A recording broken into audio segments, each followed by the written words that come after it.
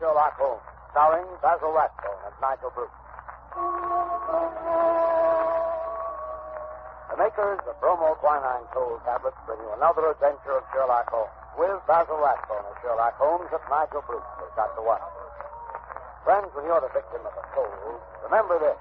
Bromoquinine cold tablets are made exclusively to help relieve the usual distress of cold. They're not a cure-all. They're made for one purpose, and one purpose only, to help relieve the common miseries of a cold. The ache, the pain, the fever, and nasal stuffing. That's why they do such an effective job. Give yourself the advantages of specialized medication. When a cold attacks, take bromoquinine cold tablets as directed, and only as directed. Now, here we are again in our habitual armchair in front of Dr. Watson's fireplace, waiting for the good doctor to put down the evening paper. Oh, I beg your pardon, Mr. Manning. I didn't see you come in. I was reading about your latest American gang shooting. Yes, crime seems to be riding high, wide, and handsome in most of our big cities, I'm afraid. What a pity we haven't got Mr. Sherlock Holmes on the job. This is just what I was thinking. But on the other hand, these gangs of racketeers have sprung up since he retired. Perhaps he wouldn't know how to handle it. Rubbish. I can remember just one case we handled back in 94. It was concerned with Giorgiano, the worst gang leader New York ever had. They didn't call it racketeering in those days, but it amounted to the same thing. Kidnapping, blackmailing, bombing, terrorizing innocent people. Why, during the course of that particular case, Giorgiano had one man taken for a ride, as you call it. Yeah, that sounds interesting. Why don't you tell us about it? Well, it's a bad story. Let me see. It was in November in the year 1894. Holmes and I were sitting in our rooms in Baker Street. Well, I thought you said this story was about the head of a New York gang. Yes, so I did, Mr. Manning, so I did, just to interrupt. Even famous gangsters have been known to travel about from time to time. Well, as I was saying, Holmes and I were sitting in our rooms in Baker Street, and our housekeeper, Mrs. Hudson, ushered in a friend of hers, a landlady who kept lodgings in Great Ormond Street. Holmes invited her to sit down. The poor woman was obviously harassed and kept sucking away at the fringe of her cape.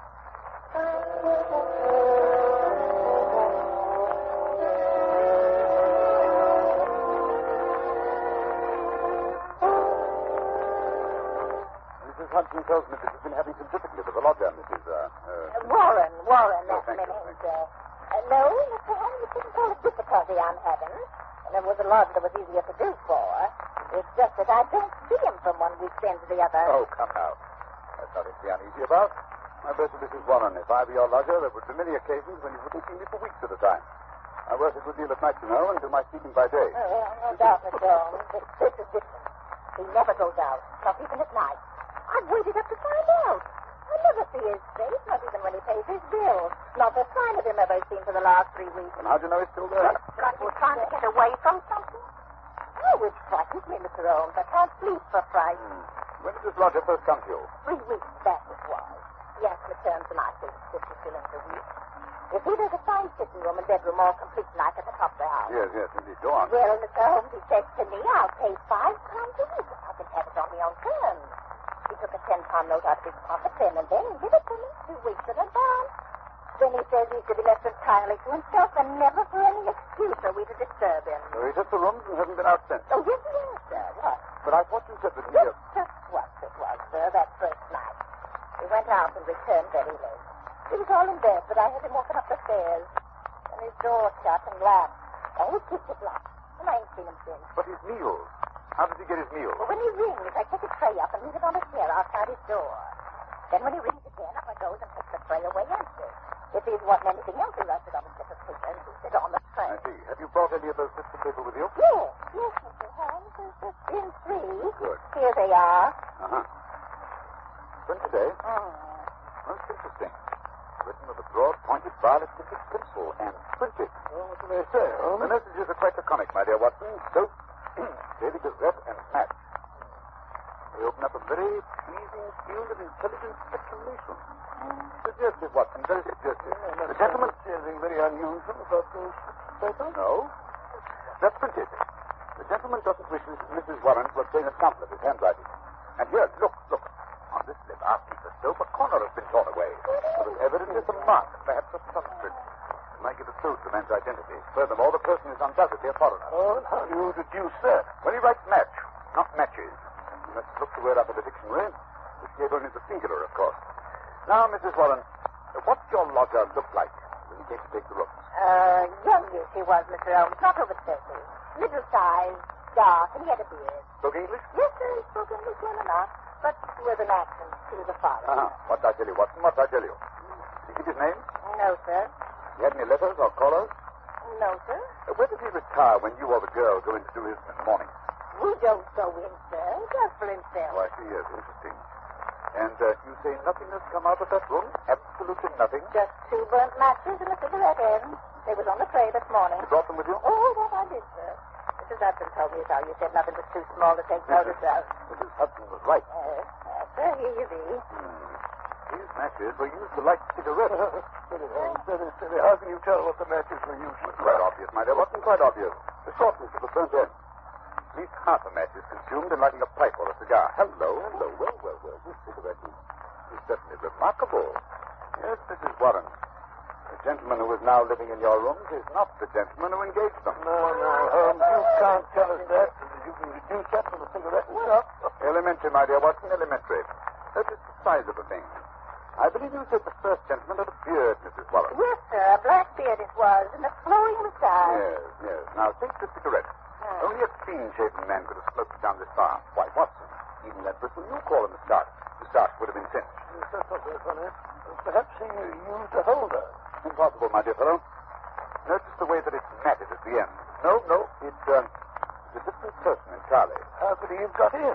Well, he went out the first night, Mrs. Warren tells us. But did the same man return? I think not. I think it was the second chap who came back.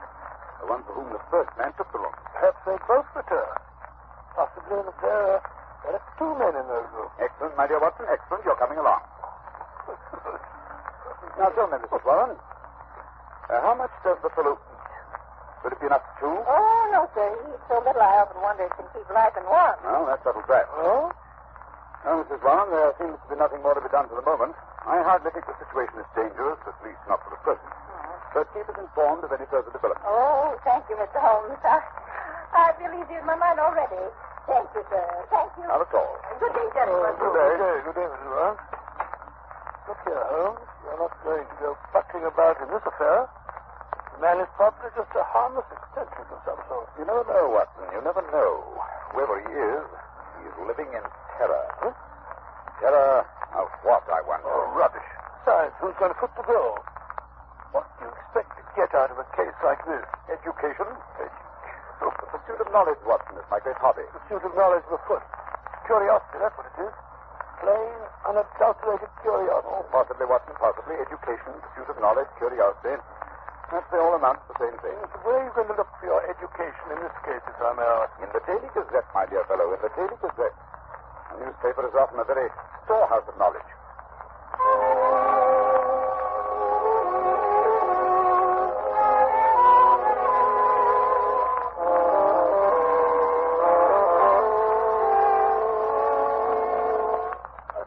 Every time I look at you, you have your nose buried in a copy of the Daily Gazette. Why the fondness for that yellow rag? Yeah. The Daily Gazette is the paper Mrs. Warren's mysterious lodger asked for, remember? Well, what of it? What can you discover from a common newspaper? The answer is nothing. Nothing at all. Here it is 4 days since we heard of that mysterious gentleman, Mrs. Warren. What have you unearthed? Nothing. Absolutely nothing. You're wrong as usual, my dear Watson. We interrupt this program to bring you a special bulletin from the NBC newsroom in New York. President Roosevelt will address the joint session of Congress at noon tomorrow. We return you now to the adventures of Sherlock Holmes. My chief enemies to the hiding place of the mysterious lodger. How would you go about keeping in touch with him? Just learn now. Through the papers, my dear fellow, through the agony column. And since Mrs. Warren's lodger received only one paper, the notices must appear in that. See now, but how can you tell which notice is the one we're after? By elimination, Watson. By elimination. Take this paper, for instance. The edition which appeared 2 days after the lodger took up his residence with Mrs. Warren. The agony column, huh? Let's have a look. Dear me. What a collection of groans, cries, and counsel. Oh, perhaps, my dear Watson, perhaps. But nevertheless, an invaluable hunting ground for the searchers after education. Well, go on. The first one reads, surely Jimmy will not break his mother's heart. That's a very certain. Listen to this. It's the lady who fainted in the Brixton bath. Disregard that. The lady doesn't interest me. Here's another. Every day, my heart longs. Oh, bleach, Watson. Unmitigated bleach. Go on, please. Well. Be patient. We'll find some means of communication. Meanwhile, watch this column. It's signed G. Sounds more plausible, eh? Are there any others? Yes. 3 days later, we picked up the trail again. Here it is. There, that one. And making successful arrangements, patience and prudence, the clouds will pass. G again. Yes, nothing for 2 weeks after that. Then comes something more definite. Here. The path is clearing. If I find chance to signal, remember code. A1, B2, and so on. You'll hear soon. Oh, what's for G? By Jove. Things are warming up. Oh, see who that is, will you, Watson? Sure. I'm sure you wanted to run. Thank you so much. Well. What is it? The afternoon copy of the Gazette that has just arrived. This is how to make that order up. Good. See if there's anything in it. House of Parliament in heated session. Actress has pearls stolen. Oh, come on. Give me that paper. Look out, Holmes. You tell. Snatching a paper out of a fellow's hands like that. Nice manners, I must say. Here we are, Watson. Here we are. I read house with white stone facing, third floor, second window left after dusk. G. Ha. That's definite enough, Watson. That's definite enough. Hello. What's that? Look out of the window, will you, Watson? Your friend, Mrs. Warren. I said it. She must be excited. Her hat's on the side of her head, and she's puffing like a steam engine. There's Mrs. Hudson. Just let her in. Yeah, something's happened.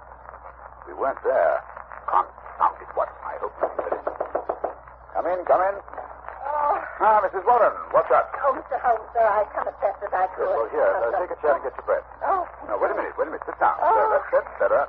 Now then, what's happened? It's a police matter, that's what it is. I'll have no more of it, and I won't. I'll pack in my bag and baggage. I'm at the end of my patience, I am. When it comes to knocking my old man about... Mr. Watson, well, treating him rough anyway. Who did that? Well, that's what we want to know. It was around 11 this morning. There was a fog, you remember? Well, I sent Mr. Warren around to get me some money in for the stew we were to have for lunch. Well, he says he got no more than 10 paces down the road when 2 men come up behind him, threw a coat over his head, and bundled him into a cab that was standing beside the curb. 12 o'clock, 1 o'clock, and he don't come back. And there am I in me stew left waiting for the onions. Well, at 2 o'clock, they come up a stew anyhow. And you know what a stew is like without onions. Yes, it's like tea without... Yes, without milk. I like mine. Well, tea without milk is about that. That's one of the most... Go on, Mrs. Warren. Go on, never mind. Yes, well, at 3 o'clock, my old man comes home, all black and blue, and his coat tore. At first, I think he's been in some pub. He's got a weakness for a drunk now and then. Yes. So go on. And pretty soon, I see he's not drunk, just dazed, and he tells me he's been driving around for 2 hours with a couple of men threatening him, and finally they opened the door and shoved him out. And when he comes to, we found he was on Hampstead Heath, so we took a bus home, and there he lies now on the sofa, moaning and groaning. Indeed, most interesting. Oh. Did he notice the appearance of the man? Did he hear them talk? No, Mr. Holmes. He's clean dazed. He just knows he was lifted up as if by magic and then dropped again. If by magic? Yes, sir, that's right. And you connect this attack with your lodger? Well, sir, we've been living there 15 years now, and no such happenings ever came before. I've had enough of it. Money's not everything. I'll have him out of the house before the day is Now, done. wait a minute, Mrs. Warren. Wait a minute. Don't do anything rash. The matter's becoming more and more interesting. It's clear that these men mistook your husband for your lodger, and the heavy fog this morning, and when they discovered their mistake, they released him. They threw him out, they did. On his ear. Yes, well, wait a minute. The important thing is that your lodger's enemies have found him. They're on his track. They'll be back. I suggest you return to your home at once before anything serious has a chance to happen.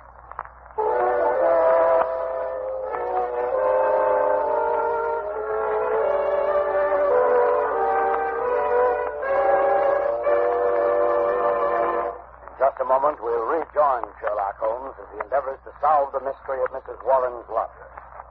Ladies and gentlemen, in every American city, town, or village, you'll find a group of people who are worthy of the highest praise. The American druggists, men and women who are always on the job to serve our needs day and night. This evening, we have a very welcome guest, a druggist from the city of the famous Mardi Gras, colorful New Orleans, Mr. Wally Schweikart of the Schaefer and Schweikart Pharmacy at Carrollton and Genesee. Now, here's what happened the other day when a friend of mine visited the Schaefer and Schweikart pharmacy. Mr. Schweikart, you certainly have a fine modern drugstore. How long have you been serving this neighborhood? About 25 years. Well, sir, it's a long time. Say, what were those big buildings I just passed on the way out? Why, the famous Tulane and Loyola University.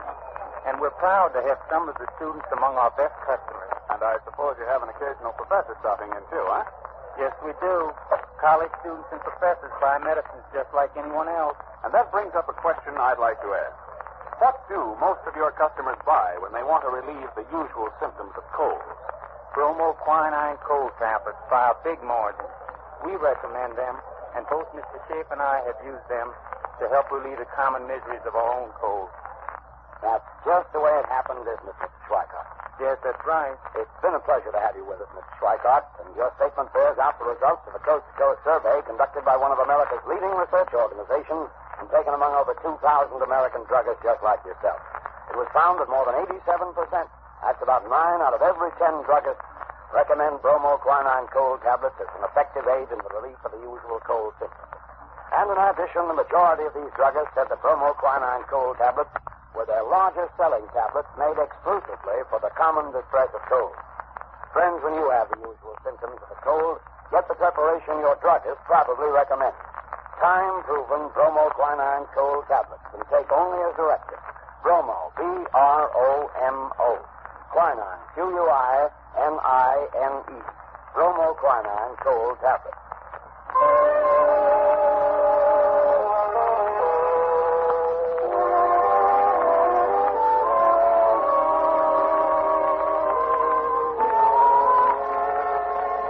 This is my house, sir. It's very tidy indeed. Starched curtains, polished doorknobs. I do my best, Mr. Holmes. Now, we'll dress it my key. Those windows on the top floor where the lamp is lit. Those are the lodgers' rooms, I take it? Yes, sir. Oh, here's the key. It's just inside the letter number bag. Will you come in, gentlemen? Holmes? The door's open. Come on in. I say, why are you staring at that house across the street? You see it, Watson? You see it? Of course I see it. I'm not blind. High red house with white stone facing. Of course. The message. Yes. Watson, that is undoubtedly the signal station. Notice the to let sign in the window? An ideal spot, my dear fellow. An ideal spot. I dare say we're supposed to be gone inside. We're keeping Mrs. Warren waiting. Right, Watson. Practical as usual. Oh, Mrs. Warren, what now? I don't rightly know, sir. I suppose we begin by taking a look at this mysterious lodger of yours. Well, how are you going to manage that if he keeps the door locked? When do you take his next tray up to me, Mrs. Warren? He usually has his tea around 4:30. 4:30, eh? It's almost that now. Is there any chance, another room with a door opening onto the corridor? No, sir, that is... Oh, wait a minute, sir. There's a cupboard. A big cupboard almost opposite his door. Yes? Excellent. What you and I will secrete ourselves in that cupboard while Mrs. Warren fixes the gentleman's tea tray. Very good, sir. I'll do it right away. It's the top floor, Mr. Holmes. You can't miss it. The cupboard door is the first one to the right, at the head of the stairs. Good, thank you. Come on, Watson. You do think it's nice lying like this? Watson, you've too many scruples to play first-class detective. Oh, come up the stairs. They creak like a rusty. Well, now what are you doing? Moving my shoes. You better follow my example. That way you'll have a much better chance of being undetected. Very well, but I feel like a criminal myself. Oh, not I can't get this shoelace undone. Well, for goodness sake, break it. We can't sit here all night. All right. Oh, there you are. Come on now. Quiet. You sound like the charge of the light brigade. I'm not making any more noise than you are. Easy now. Cupboard door. Yes, so. What? What you said was a large. Smoke of paint, please, will you? Close the door. Open the crack. That's not too through. I can't say the best thing puts here like this. Well, not supposed to. I'll do this little brand bit of it myself. Ah, here comes Mrs. Warren now. Stop that noise, Watson. You're talking like a grappler. Yes, here she is.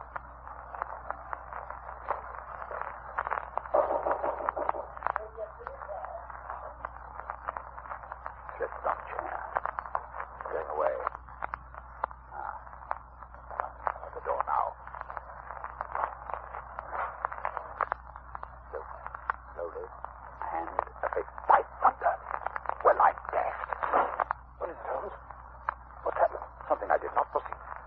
downstairs quickly, Watson. My own excitement. Who was it? Who opened the door?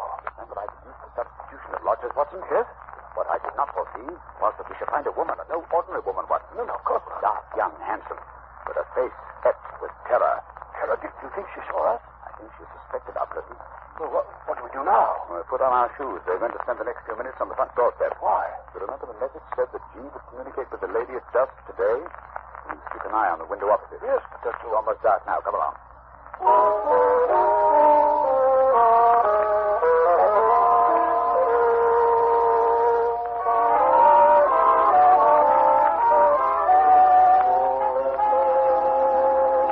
Holmes, we've been here for half an hour. My fingers are practically numb. Perhaps your friend has seen us and been scared off. Well, it's always too dark. It's more likely that something has happened to prevent his coming. Hold on. There's a light over there now. Yes, I can see his shadow. Look, there he is. Pale face. Breathless with pain. He's got a candle peering across. Once they're sure she's there. Have you seen his flash? A single flash?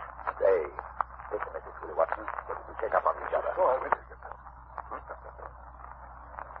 T. That is S-T-A-T-S. Wait a minute. There's down. Another T. That was the beginning of the second word. Now E.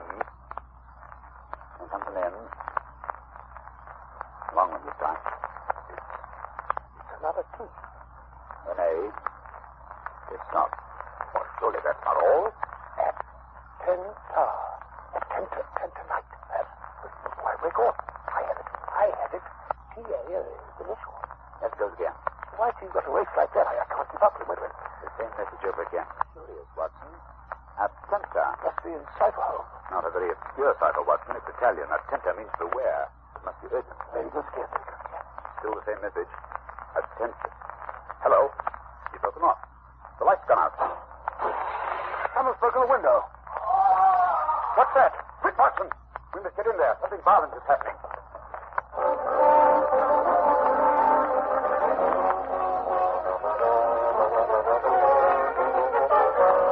The door's unlocked, Holmes. Come along, Ben. Keep your revolver handy. Dark, I can't see a face. Here, up the stairs. Hello. There's a candle, but he dropped it. It's warm. Light a match, Watson. That's better. Let's look around a bit. So quiet. It's uncanny. Where could he have gone? There's a broken window. And here, look here, Watson. Blood. A trail of blood. Some heavy object has been dragged along the floor. Reach this cupboard door. Open it, Watson. Is it out? Oh, very well. Holmes, look. On the floor, a man. On his back and covered with blood. Look, there's a knife. A knife sticking straight up. Driven blade deep into the body. A terrific blow. Give me that candle. Let's have a look at him. Yes. There. Look at the red circle drawn on the floor under his head.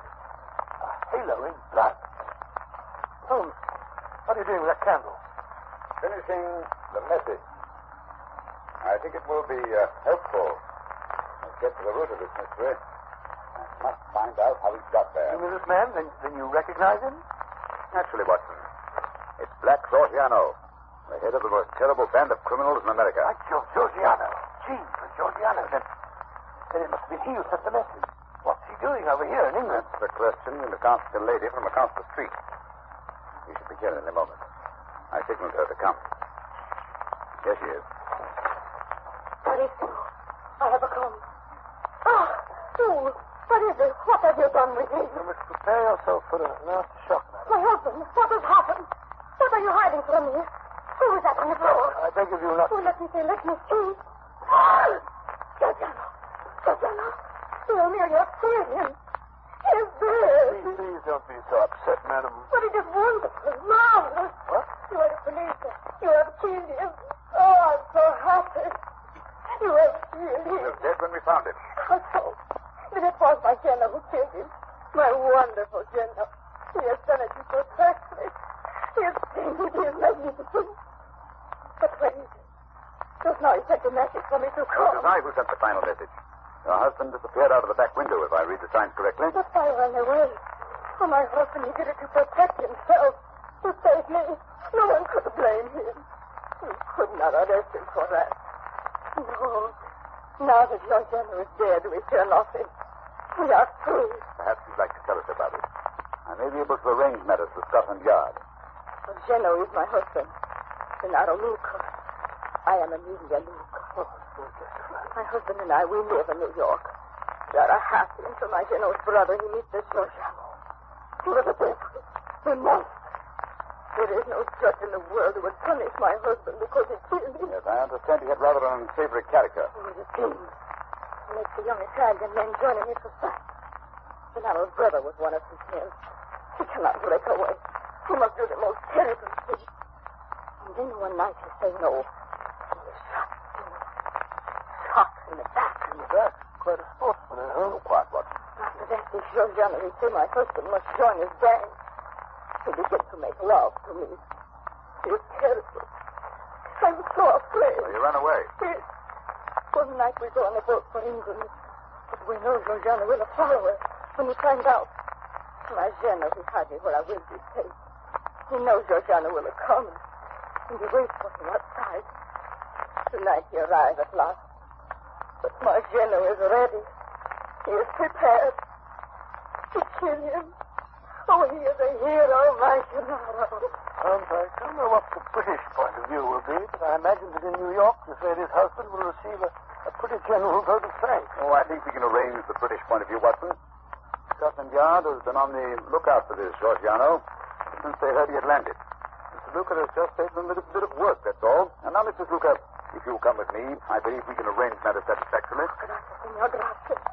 I'm so happy. Well, it's been an interesting case, Holmes, but I still can't for the life of me see what you expect to get out of it. Education, Watson, a little more education. Always seeking knowledge at the old university.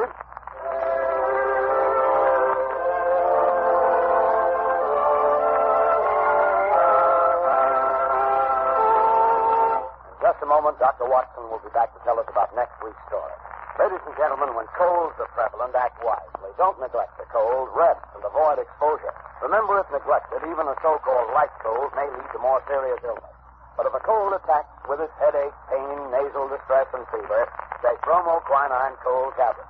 They go right to work to help relieve the usual miseries of a cold. They're specialized medication, and they work internally.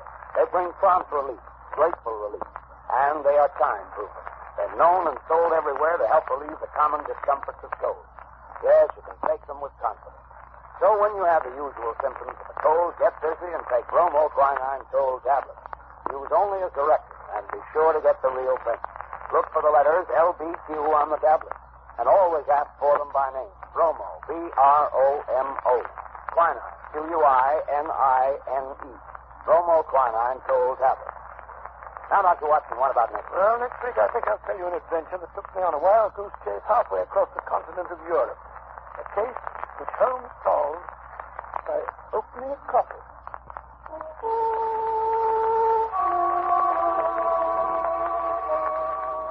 You have been listening to a Sherlock Holmes adventure adapted from Sir Arthur Conan Doyle's story, The Adventure of the Red Circle, with Basil Rathbone as Sherlock Holmes and Nigel Bruce as Dr. Watson. The dramatization was by Edith Miser, musical interludes composed and conducted by Lou Crossmark. This program is presented from Hollywood each week at this time by the makers of bromoquinine cold tablets, prompt relief for cold distress. This is not managed. Christmas seals are the stamps that help fight tuberculosis. Your contribution to the health and strength of our nation. Buy your Christmas seals today. This is the Red Network of the National Broadcasting Company.